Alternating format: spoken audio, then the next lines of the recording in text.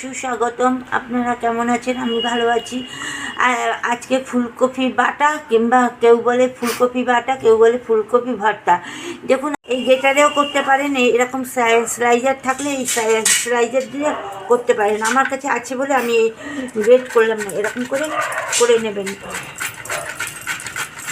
গরম হয়ে গেছে, কড়াইতে আমি কতগুলো কাঁচা বাদাম, এটা আমরা চিনি বাদাম বলি, এই বাদাম, শুকনো লঙ্কা, মধ্যে না লাগে জিরের গুঁড়ো, না লাগে কোনো কিচ্ছু, ধনের গুঁড়ো, কোনো কিচ্ছু লাগে না।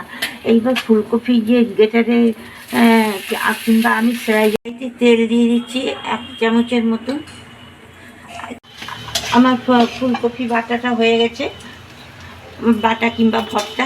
একটু ধনেপাতা, নামানোর আগে একটু ধনেপাতা দেবেন। Tata, bye bye. নেক্সট ভিডিওতে দেখা হবে। ভালো থাকবেন, সুস্থ থাকবেন।